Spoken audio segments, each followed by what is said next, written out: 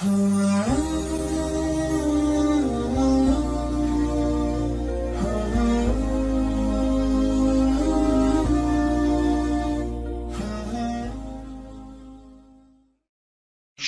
اللہ کا نام لے کر جو بڑا مہربان نہایت رحم والا ہے۔ یہ ایک سورہ ہے جس کو ہم نے نازل کیا اور اس کے احکام کو فرض کر دیا، اور اس میں صاف صاف آیتیں نازل کی تاکہ تم یاد رکھو۔ بدکاری کرنے والی عورت اور بدکاری کرنے والا مرد جب ان کی بدکاری ثابت ہو جائے تو دونوں میں سے ہر ایک کو 100 درے مارو، اور اگر تم اللہ اور روز آخر پر ایمان رکھتے ہو تو اللہ کے قانون کو نافذ کرنے میں تمہیں ان پر ہرگز ترس نہ آئے،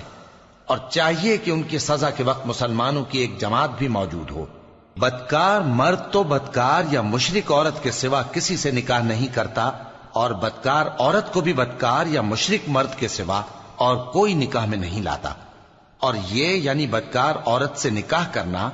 مومنوں پر حرام ہے۔ اور جو لوگ پرہیزگار عورتوں کو بدکاری کا عیب لگائیں اور اس پر 4 گواہ نہ لائیں تو ان کو 80 درے مارو،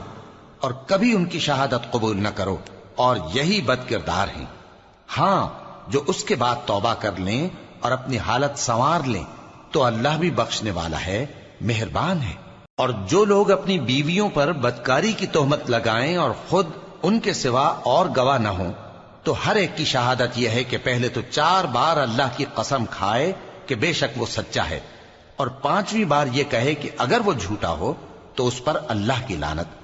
اور عورت سے سزا کو یہ بات ٹال سکتی ہے کہ وہ پہلے 4 بار اللہ کی قسم کھائے کہ بے شک یہ جھوٹا ہے، اور 5ویں دفعہ یوں کہے کہ اگر یہ سچا ہو تو مجھ پر اللہ کا غضب نازل ہو۔ اور اگر تم پر اللہ کا فضل اور اس کی مہربانی نہ ہوتی تو بہت سی خرابیاں پیدا ہو جاتی۔ اور یہ کہ اللہ توبہ قبول کرنے والا ہے، حکیم ہے۔ جن لوگوں نے یہ بہتان باندھا ہے وہ تمہیں میں سے ایک جماعت ہے، اس کو اپنے حق میں برا نہ سمجھنا، بلکہ وہ تمہارے لیے اچھا ہے۔ ان میں سے جس شخص نے گناہ کا جتنا حصہ لیا اس کے لیے اتنا وبال ہے،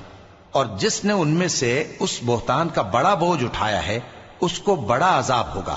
جب تم نے وہ بات سنی تھی تو مومن مردوں اور عورتوں نے کیوں اپنے دلوں میں نیک گمان نہ کیا، اور کیوں نہ کہہ دیا کہ یہ کھلم کھلا بہتان ہے؟ یہ بہتان لگانے والے اپنی بات کی تصدیق کے لیے 4 گواہ کیوں نہ لائے؟ تو جب یہ گواہ نہیں لا سکے تو اللہ کے نزدیک یہی جھوٹے ہیں۔ اور اگر دنیا اور آخرت میں تم پر اللہ کا فضل اور اس کی رحمت نہ ہوتی تو جس شغل میں تم منہمک تھے اس کی وجہ سے تم پر بڑا سخت عذاب نازل ہوتا، جب تم اپنی زبانوں سے اس کا ایک دوسرے سے ذکر کرتے تھے اور اپنے منہ سے ایسی بات کہتے تھے جس کا تم کو کچھ بھی علم نہ تھا، اور تم اسے ایک ہلکی بات سمجھتے تھے، حالانکہ اللہ کے نزدیک وہ بڑی بھاری بات تھی۔ اور جب تم نے اسے سنا تھا تو کیوں نہ کہہ دیا کہ ہمیں شایع نہیں کہ ایسی بات زبان پر لائیں؟ پروردگار تو پاک ہے، یہ تو بہت بڑا بہتان ہے۔ اللہ تمہیں نصیحت کرتا ہے کہ اگر مومن ہو تو پھر کبھی ایسا کام نہ کرنا، اور اللہ تمہارے سمجھانے کے لیے اپنی آیتیں کھول کھول کر بیان فرماتا ہے، اور اللہ جاننے والا ہے، حکمت والا ہے۔ جو لوگ اس بات کو پسند کرتے ہیں کہ مومنوں میں بے حیائی یعنی تہمت بدکاری کی خبر پھیلے، ان کو دنیا اور آخرت میں دکھ دینے والا عذاب ہوگا، اور اللہ جانتا ہے اور تم نہیں جانتے۔ اور اگر تم پر اللہ کا فضل اور اس کی رحمت نہ ہوتی تو کیا کچھ نہ ہوتا، مگر وہ کریم ہے، اور یہ کہ اللہ نہایت مہربان ہے، رحیم ہے۔ مومنوں، شیطان کے قدموں پر نہ چلنا، اور جو شخص شیطان کے قدموں پر چلے گا تو شیطان تو بے حیائی کی باتیں اور برے کام ہی بتائے گا۔ اور اگر تم پر اللہ کا فضل اور اس کی مہربانی نہ ہوتی تو ایک شخص بھی تم میں پاک نہ ہو سکتا، مگر اللہ جس کو چاہتا ہے پاک کر دیتا ہے، اور اللہ سننے والا ہے، جاننے والا ہے۔ اور جو لوگ تم میں صاحب فضل اور صاحب مال ہیں وہ اس بات کی قسم نہ کھائیں کہ رشتہ داروں اور محتاجوں اور وطن چھوڑ جانے والوں کو کچھ نہیں دیں گے، اور ان کو چاہیے کہ معاف کر دیں اور درگزر کریں۔ کیا تم پسند نہیں کرتے کہ اللہ تم کو بخش دے؟ اور اللہ تو بخشنے والا ہے، مہربان ہے۔ جو لوگ پرہیزگار اور برے کاموں سے بے خبر اور ایماندار عورتوں پر بدکاری کی تہمت لگاتے ہیں ان پر دنیا اور آخرت دونوں میں لعنت ہے، اور ان کو سخت عذاب ہوگا۔ یعنی قیامت کے روز جس دن ان کی زبانیں اور ہاتھ اور پاؤں سب ان کے کاموں کی گواہی دیں گے، اس دن اللہ ان کو ان کے اعمال کا پورا پورا اور ٹھیک ٹھیک بدلہ دے گا، اور ان کو معلوم ہو جائے گا کہ اللہ برحق اور حق کو ظاہر کرنے والا ہے۔ ناپاک عورتیں ناپاک مردوں کے لیے ہیں، اور ناپاک مرد ناپاک عورتوں کے لیے، اور پاک عورتیں پاک مردوں کے لیے ہیں، اور پاک مرد پاک عورتوں کے لیے۔ یہ پاک لوگ ان جھوٹوں کی باتوں سے بری ہیں، اور ان کے لیے بخشش اور نیک روزی ہے۔ مومنوں، اپنے گھروں کے سوا دوسرے لوگوں کے گھروں میں گھر والوں سے اجازت لیے اور ان کو سلام کیے بغیر داخل نہ ہوا کرو، یہ تمہارے حق میں بہتر ہے، اور ہم یہ نصیحت اس لیے کرتے ہیں کہ شاید تم یاد رکھو۔ پھر اگر تم گھر میں کسی کو موجود نہ پاؤ تو جب تک تم کو اجازت نہ دی جائے اس میں مت داخل ہو، اور اگر یہ کہا جائے کہ اس وقت لوٹ جاؤ تو لوٹ جایا کرو، یہ تمہارے لیے بڑی پاکیزگی کی بات ہے، اور جو کام تم کرتے ہو اللہ سب جانتا ہے۔ ہاں، اگر تم کسی ایسے مکان میں جاؤ جس میں کوئی نہ بستا ہو اور اس میں تمہارا اسباب رکھا ہو تو تم پر کچھ گناہ نہیں، اور جو کچھ تم ظاہر کرتے ہو اور جو پوشیدہ کرتے ہو اللہ کو سب معلوم ہے۔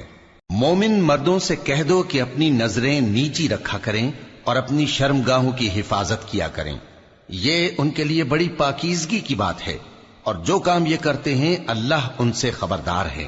اور مومن عورتوں سے کہہ دو کہ وہ بھی اپنی نگاہیں نیچی رکھا کریں اور اپنی شرمگاہوں کی حفاظت کیا کریں، اور اپنی آرائش یعنی زیور کے مقامات کو ظاہر نہ ہونے دیا کریں مگر جو اس میں سے کھلا رہتا ہو،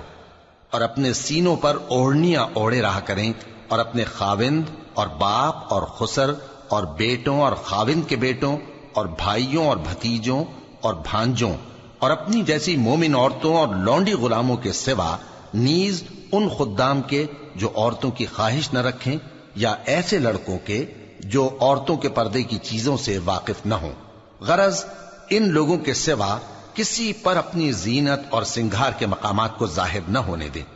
اور اپنے پاؤں ایسے طور سے زمین پر نہ مارے کہ جھنکار کانوں میں پہنچے اور ان کا پوشیدہ زیور معلوم ہو جائے۔ اور مومنوں، سب اللہ کے آگے توبہ کرو تاکہ فلاح پاؤ، اور اپنی قوم کی بیوہ عورتوں کے نکاح کر دیا کرو، اور اپنے غلاموں اور لونڈیوں کے بھی جو نیک ہوں نکاح کر دیا کرو۔ اگر وہ مفلس ہوں گے تو اللہ ان کو اپنے فضل سے غنی کر دے گا، اور اللہ بہت وسعت والا ہے، سب کچھ جاننے والا ہے۔ اور جن کو بیاہ کا مقدور نہ ہو وہ پاک دامنی کو اختیار کیے رہیں یہاں تک کہ اللہ ان کو اپنے فضل سے غنی کر دے۔ اور جو غلام تم سے مکاتبت یعنی مال دے کر پروانہ آزادی کی تحریر چاہیں، اگر تم ان میں صلاحیت اور نیکی پاؤ تو ان سے مکاتبت کر لو، اور اللہ نے جو مال تم کو بخشا ہے اس میں سے ان کو بھی دو۔ اور اپنی باندیوں کو اگر وہ پاک دامن رہنا چاہیں تو دنیاوی زندگی کے فوائد حاصل کرنے کے لیے بدکاری پر مجبور نہ کرنا، اور جو ان کو مجبور کرے گا تو ان بیچاریوں کے مجبور کیے جانے کے بعد اللہ بخشنے والا ہے، مہربان ہے۔ اور ہم نے تمہاری طرف روشن آیتیں نازل کی ہیں، اور جو لوگ تم سے پہلے گزر چکے ہیں ان کی خبریں اور پرہیزگاروں کے لیے نصیحت۔ اللہ آسمانوں اور زمین کا نور ہے، اس کے نور کی مثال ایسی ہے کہ گویا ایک طاق ہے جس میں ایک چراغ ہے، اور چراغ ایک قندیل میں ہے، اور قندیل ایسی صاف شفاف ہے کہ گویا موتی کا سا چمکتا ہوا تارا ہے۔ اس میں ایک مبارک درخت کا تیل جلایا جاتا ہے یعنی زیتون کا، کہ نہ مشرق کی طرف ہے نہ مغرب کی طرف۔ ایسا معلوم ہوتا ہے کہ اس کا تیل خواہ آگ اسے نہ بھی چھوئے جلنے کو تیار ہے، بڑی روشنی پر روشنی ہو رہی ہے۔ اللہ اپنے نور سے جس کو چاہتا ہے سیدھی راہ دکھاتا ہے، اور اللہ جو مثالیں بیان فرماتا ہے تو لوگوں کے سمجھانے کے لیے، اور اللہ ہر چیز سے واقف ہے۔ وہ قندیل ان گھروں میں ہے جن کے بارے میں اللہ نے ارشاد فرمایا ہے کہ بلند کیے جائیں اور وہاں اللہ کے نام کا ذکر کیا جائے،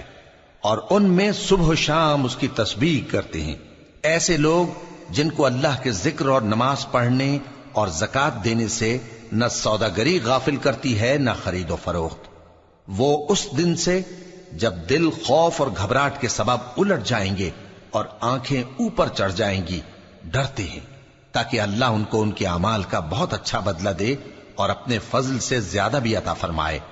اور اللہ جس کو چاہتا ہے بے حساب رزق دیتا ہے۔ اور جن لوگوں نے کفر کیا ان کے اعمال کی مثال ایسی ہے جیسے میدان میں ریت کہ پیاسا اسے پانی سمجھے، یہاں تک کہ جب اس کے پاس آئے تو اسے کچھ بھی نہ پائے اور اللہ ہی کو اپنے پاس دیکھے تو وہ اسے اس کا حساب پورا پورا چکا دے، اور اللہ جلد حساب کرنے والا ہے۔ یا ان کے اعمال کی مثال ایسی ہے جیسے گہرے سمندر میں اندھیرے جس پر لہر چڑھی چلی آتی ہو اور اس کے اوپر اور لہر آ رہی ہو اور اس کے اوپر بادل ہو، غرض اندھیرے ہی اندھیرے ہوں، ایک پر ایک چھایا ہوا، جب اپنا ہاتھ نکالے تو کچھ نہ دیکھ سکے، اور جس کو اللہ روشنی نہ دے اس کو کہیں بھی روشنی نہیں مل سکتی۔ کیا تم نے نہیں دیکھا کہ جو لوگ آسمانوں اور زمین میں ہیں اللہ کی تسبیح کرتے رہتے ہیں، اور پر پھیلائے ہوئے پرندے بھی، اور سب اپنی نماز اور تسبیح کے طریقے سے واقف ہیں، اور جو کچھ وہ کرتے ہیں سب اللہ کو معلوم ہے، اور آسمان اور زمین کی بادشاہی اللہ ہی کے لیے ہے اور اللہ ہی کی طرف لوٹ کر جانا ہے۔ کیا تم نے نہیں دیکھا کہ اللہ ہی بادلوں کو چلاتا ہے، پھر ان کو آپس میں ملا دیتا ہے، پھر ان کو تہ بتہ کر دیتا ہے، پھر تم دیکھتے ہو کہ بادل سے مے نکل کر برس رہا ہے، اور آسمان میں جو اولوں کے پہاڑ ہیں ان سے اولے نازل کرتا ہے، تو جس پر چاہتا ہے اس کو برسا دیتا ہے اور جس سے چاہتا ہے ہٹا رکھتا ہے، اور بادل میں جو بجلی ہوتی ہے اس کی چمک آنکھوں کو خیرہ کر کے بینائی کو اچکے لیے جاتی ہے۔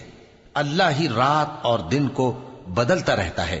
اہل بصارت کے لیے اس میں بڑی عبرت ہے۔ اور اللہ ہی نے ہر چلنے پھرنے والے جاندار کو پانی سے پیدا کیا، تو ان میں سے بعض ایسے ہیں کہ پیٹ کے بل چلتے ہیں، اور بعض ایسے ہیں جو 2 پاؤں پر چلتے ہیں، اور بعض ایسے ہیں جو 4 پاؤں پر چلتے ہیں۔ اللہ جو چاہتا ہے پیدا کرتا ہے، بے شک اللہ ہر چیز پر قادر ہے۔ ہم ہی نے روشن آیتیں نازل کی ہیں، اور اللہ جس کو چاہتا ہے سیدھے راستے کی طرف ہدایت کرتا ہے۔ اور بعض لوگ کہتے ہیں کہ ہم اللہ پر اور رسول پر ایمان لائے اور ان کا حکم مان لیا، پھر اس کے بعد ان میں سے ایک فریق پھر جاتا ہے، اور یہ لوگ صاحب ایمان ہی نہیں ہیں، اور جب ان کو اللہ اور اس کے رسول کی طرف بلایا جاتا ہے تاکہ پیغمبر ان کا قضیہ چکا دیں، تو ان میں سے ایک فریق منہ پھیر لیتا ہے، اور اگر ان کو حق ملتا ہو تو اس کی طرف قبول کر کے چلے آتے ہیں۔ کیا ان کے دلوں میں بیماری ہے، یا یہ شک میں ہیں، یا ان کو یہ خوف ہے کہ اللہ اور اس کا رسول ان پر ظلم کریں گے؟ نہیں، بلکہ یہ خود ہی ظالم ہے۔ مومنوں کی تو یہ بات ہے کہ جب اللہ اور اس کے رسول کی طرف بلائے جائیں تاکہ وہ ان میں فیصلہ کریں تو کہیں کہ ہم نے حکم سن لیا اور مان لیا، اور یہی لوگ فلاح پانے والے ہیں۔ اور جو شخص اللہ اور اس کے رسول کی فرما برداری کرے گا اور اس سے ڈرے گا اور اس کا تقوی اختیار کرے گا تو ایسے ہی لوگ مراد کو پہنچنے والے ہیں۔ اور یہ اللہ کی سخت سخت قسمیں کھاتے ہیں کہ اگر تم ان کو حکم دو تو سب گھروں سے نکل کھڑے ہوں۔ کہہ دو کہ قسمیں مت کھاؤ، پسندیدہ فرما برداری درکار ہے، بے شک اللہ تمہارے سب اعمال سے خبردار ہے۔ کہہ دو کہ اللہ کی فرما برداری کرو اور رسول کے حکم پر چلو، اگر منہ موڑو گے تو رسول پر اس چیز کا ادا کرنا ہے جو ان کے ذمے ہے، اور تم پر اس چیز کا ادا کرنا ہے جو تمہارے ذمے ہے، اور اگر تم ان کے فرمان پر چلو گے تو سیدھا رستہ پالو گے، اور رسول کے ذمے تو صاف صاف پہنچا دینا ہے۔ جو لوگ تم میں سے ایمان لائے اور نیک کام کرتے رہے ان سے اللہ کا وعدہ ہے کہ ان کو ملک کا حاکم بنا دے گا، جیسا ان سے پہلے لوگوں کو حاکم بنایا تھا، اور ان کے دین کو جسے اس نے ان کے لیے پسند کیا ہے مستحکم و پائیدار کرے گا، اور خوف کے بعد ان کو امن بخشے گا۔ وہ میری عبادت کریں گے اور میرے ساتھ کسی چیز کو شریک نہ بنائیں گے، اور جو اس کے بعد کفر کرے تو ایسے ہی لوگ بد کردار ہیں۔ اور نماز پڑھتے رہو اور زکوٰۃ دیتے رہو اور پیغمبر کے فرمان پر چلتے رہو تاکہ تم پر رحمت کی جائے، اور ایسا خیال نہ کرنا کہ کافر لوگ ہم کو زمین میں مغلوب کر دیں گے، ان کا ٹھکانہ دوزخ ہے اور وہ بہت برا ٹھکانہ ہے۔ مومنوں، تمہارے باندی غلام اور جو بچے تم میں سے بلوغ کو نہیں پہنچے 3 دفعہ یعنی 3 اوقات میں تم سے اجازت لیا کریں، ایک تو نماز فجر سے پہلے، اور دوسرے گرمی کی دوپہر کو جب تم کپڑے اتار دیتے ہو، اور تیسرے عشاء کی نماز کے بعد